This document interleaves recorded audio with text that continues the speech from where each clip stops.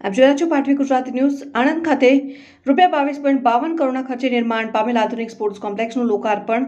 આણંદ ખાતે સ્પોર્ટ્સ સંકુલ બનાવવા માટે આણંદના ધારાસભ્યશ્રીની રજૂઆતને ધ્યાનમાં લઈને રાજ્ય સરકાર દ્વારા આણંદ ખાતે આધુનિક સ્પોર્ટ સંકુલનું નિર્માણ કરવામાં આવ્યું છે. આણંદ ખાતે ₹22.52 કરોડના ખર્ચે નિર્માણ પામેલ આધુનિક સ્પોર્ટ્સ કોમ્પ્લેક્સનું લોકાર્પણ આણંદના ધારાસભ્ય યોગેશભાઈ પટેલ, આણંદ જિલ્લાના અગ્રણી શ્રી સંજયભાઈ પટેલ, કરમસદ આણંદ મહાનગરપાલિકાના મેયર શ્રી દીપિકાબેન પટેલ, કલેક્ટર શ્રી પ્રવીણ ચૌધરી, મનપાના ડેપ્યુટી મેયર શ્રી કમલેશભાઈ ડાભી, સ્ટેન્ડિંગ કમિટીના ચેરમેન શ્રી મયુરભાઈ સુતારના હસ્તે કરવામાં આવ્યું. આ તકે રમતગમત, યુવા અને સાંસ્કૃતિક પ્રવૃત્તિઓ વિભાગ દ્વારા રાજ્યના વિવિધ જિલ્લાઓમાં કુલ ₹388 કરોડથી વધુ રકમ ખર્ચે વિકાસલક્ષી પ્રોજેક્ટ્સના નાયબ મુખ્યમંત્રી શ્રી હર્ષભાઈ સંઘવીના હસ્તે લોકાર્પણ અને ખાતમુહૂર્ત કરવામાં આવ્યું હતું.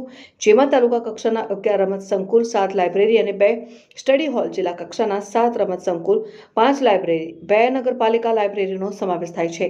યોજના હેઠળ અમદાવાદ, અમરેલી, આણંદ, બોટાદ, દાહોદ, દેવભૂમિ, દ્વારકા, ગીર સોમનાથ, જામનગર, કચ્છ, મહીસાગર, મહેસાણા, મોરબી, નવસારી, પાટણ, પોરબંદર, સુરેન્દ્રનગર, તાપી, વલસાડ અને સ્વર્ણિમ ગુજરાત સ્પોર્ટ્સ યુનિવર્સિટી વડોદરા સહિતના જિલ્લાઓમાં વિવિધ તાલુકા કક્ષાના રમતગમત સંકુલ, આધુનિક પુસ્તકાલયો, study hall, sports hostel, 400 metre athletic, synthetic track, એનરોડ્સ, હોકી ગ્રાઉન્ડ અને કેમ્પસ ડેવલપમેન્ટ જેવા જનહિતકારી કામોનો સમાવેશ થાય છે. આણંદ સ્પોર્ટ્સ કોમ્પ્લેક્સ માટે આણંદ નગરપાલિકા દ્વારા 7 એકર જેટલી જમીન માત્ર ₹1 એકરના ટોકન ભાડાથી ફાળવવામાં આવી, જેના ઉપર ગુજરાત સરકાર દ્વારા ₹22.52 કરોડના ખર્ચે સ્પોર્ટ્સ કોમ્પ્લેક્સનું નિર્માણ કરાયું.